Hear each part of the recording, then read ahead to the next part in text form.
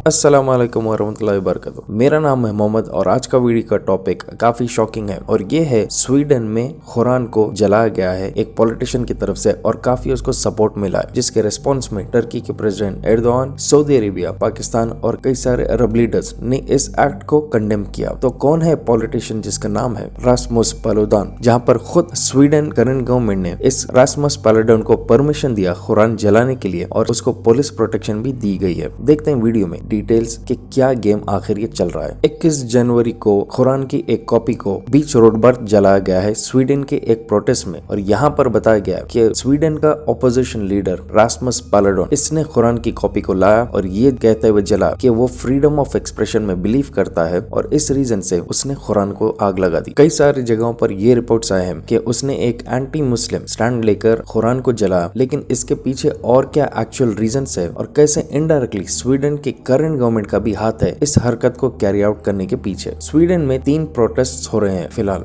एक है टर्की के खिलाफ, दूसरा है कुर्द लोगों के सपोर्ट में और तीसरा है स्वीडन को ऑपोजिशन देते हुए जब वो कह रहा है कि वो नेटो को ज्वाइन करने वाला है। टर्की के फॉरेन मिनिस्टर ने कहा कि वो काफी नाराज है और बहुत गुस्से में क्योंकि ये एक कम्प्लीटली एंटी इस्लामिक एक्ट है जहां पर मुसलमानों के वैल्यूज को, उनके सेंटिमेंट्स को हर्ट किया गया है फ्रीडम ऑफ एक्सप्रेशन के बहाने को इस्तेमाल करते हुए। इस्तांबुल और कई सारे अलग मुस्लिम कंट्रीज में स्वीडिश झंडों को आग लगा दी गई है इस कुरान के इंसिडेंट के होने के बाद। टर्की के प्रेसिडेंट एर्दोआन ने भी काफी एक स्ट्रिक्ट स्टेटमेंट दिया ये कहते हुए कि वो अब सपोर्ट नहीं करेगा स्वीडन के डिसीजन को नेटो ज्वाइन करने के लिए। अब यहाँ पर ये देखते हैं कि ये आदमी रास्मस पालुदान ये आखिर है कौन। ये एक स्वीडिश नेशनल है जो पब्लिक अटेंशन में आया था 2017 में, जब वो काफी मुस्लिम्स के खिलाफ यूट्यूब के ऊपर वीडियोस बना रहा था और ये करते वो काफी पॉपुलर हुआ और फिर कुछ ही वक्त में वो डेनमार्क में काफी तमाशे किया जहाँ पर उसने कुरान को जलाया। सुअर के गोश्त में भी उसने एक बार कुरान को लपटा, ये कहते हुए कि ये फ्रीडम ऑफ स्पीच को सपोर्ट करता है। देखा जा सकता है कि कोई फ्रीडम ऑफ स्पीच वाली बात नहीं है जब आप एक मुस्लिम कम्युनिटी को हर्ट करते जा रहे हैं। और उसने कई सारे ऐसे स्टेटमेंट्स दिए जहाँ पर क्लियरली ये देखा जा सकता है कि मुसलमान और इस्लाम ये दोनों का बहुत बड़ा दुश्मन है। उसने ये सारे तमाशे करके पॉलिटिक्स में एंटर किया और उसने इन तमाशों को इस्तेमाल करते हुए वोट बैंक को गेन करने की कोशिश की, लेकिन 2019 में वो एक भी सीट नहीं जीत सका था। अब बता रहे हैं कि पालुदान फिर से ये मेहनत करके आने वाला इलेक्शंस जून 2023 में वो फिर से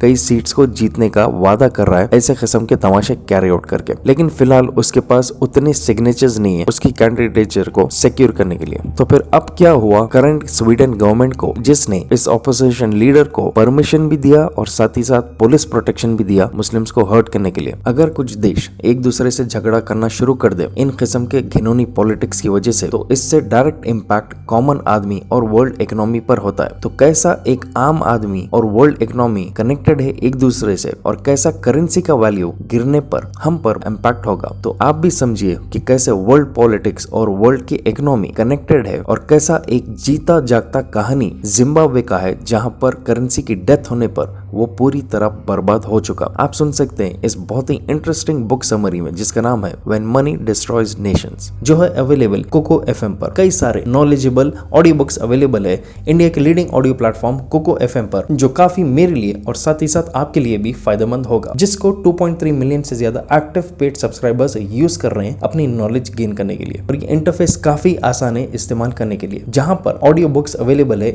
आपके अपने रीजनल लैंग्वेजेस में इंक्लूडिंग हिंदी और इंग्लिश। इस ऐप में बहुत सारे फीचर्स भी मिलेंगे जैसे कि ड्राइव मोड, स्लीप टाइमर और साथ ही साथ सेव नोट फीचर्स, जो मैं इस्तेमाल करता हूँ जब भी मुझे कुछ नोट्स बनाना है ऑडियो बुक को सुनते हुए। और ये वक्त बहुत ही जबरदस्त है सब्सक्रिप्शन लेने के लिए और नॉलेज गेन करने के लिए, क्योंकि इस वक्त कोको एफएम प्रोवाइड कर रहा है एक एक्सक्लूसिव 50% डिस्काउंट फर्स्ट मंथ के सब्सक्रिप्शन पर, जो होता है सिर्फ ₹49। और इसका फायदा उठाने के लिए नीचे मैंने दिया है मेरा कूपन कोड और साथ ही साथ इसका डाउनलोड लिंक आपको डिस्क्रिप्शन और पिन कमेंट में मिल जाएगा। अब यहाँ पर आते एक दूसरे कहानी पे, जो है नेटो, जिसमें 30 डिफरेंट कंट्रीज का एक ग्रुप है, जिनमें से एक कंट्री है टर्की। रिसेंट रशिया और यूक्रेन का जंग होने के बाद फिनलैंड और स्वीडन ने दोनों अप्लाई किया था नेटो को ज्वाइन करने के लिए और ये प्रपोजल पेंडिंग है क्योंकि इसमें सारे 30 मेंबर्स का अप्रूवल चाहिए नेटो की एंट्री होने के लिए। और टर्की जो खुद एक नेटो का मेंबर है, उसने क्लियरली स्वीडन को वार्निंग दिया था, ये कहते हुए कि जितने भी कुर्दिश दहशतगर्द को स्वीडन पनाह दे रहा है उन सबको वो वापस टर्की को भेजे ताकि वो केस उनके ऊपर कर सके और ट्रायल्स कर सके। लेकिन स्वीडन ने कहा कि वो किसी भी कुर्द आदमी को टर्की में नहीं भेजेगा। फिर 2022 में स्वीडन और फिनलैंड ने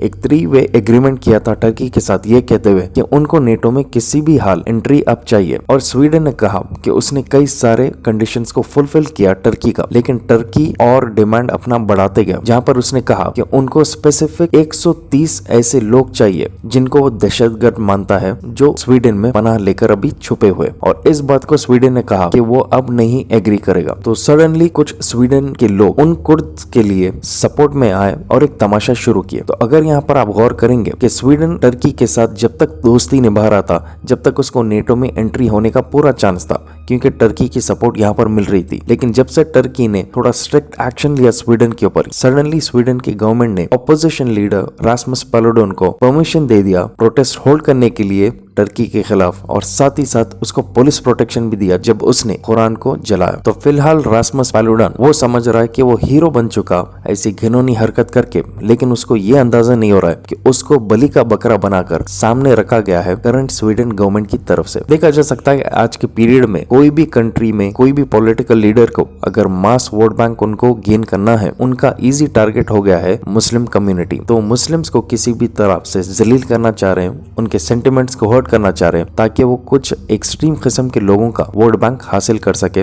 और ये चीज आप सिर्फ स्वीडन नहीं बल्कि वर्ल्ड में और भी कई ऐसे देश है जहां पर आपको एक क्लियरली सेम पॉलिटिकल एजेंडा नजर आता है वोट बैंक को गेन करने के लिए। तो आप अपने हिसाब से कमेंट करिए कि क्या आज वाकई में मुस्लिम कंट्रीज इतने वीक हो चुके हैं कि जब कोई भी चाहो मुस्लिम सेंटिमेंट्स को हर्ट करे, कुरान को लाकर लोगों के बीच में जलाकर मुस्लिम्स को हर्ट करने की कोशिश करे। क्या वाकई में कोई आज लीडरशिप नहीं है मुस्लिम्स में, कोई यूनिटी नहीं है, जिसकी वजह से इस्लाम के दुश्मन पूरी तरह फायदा उठा रहे हैं? अगर इसमें किसी की गलती है तो किसकी है? आप अपने हिसाब से नीचे इसके बारे में कमेंट करिए। अगर आपके पास कोई भी कंट्रोवर्शियल टॉपिक्स या वीडियो क्लिप्स है तो आप मुझे इस व्हाट्सएप नंबर पर भेज सकते हैं। और अगर आप नए मेरे चैनल पे please make sure to subscribe और शेयर कीजिए इस वीडियो को जितना हो सके। जब तक इंशाल्लाह I will be back soon again. Take care and अल्लाह हाफिज। तो make sure Koko FM download कीजिए, लिंक मैंने नीचे डिस्क्रिप्शन में दे दिया है। मेरा कोड MD50 यूज कीजिए, अभी फायदा उठाइए।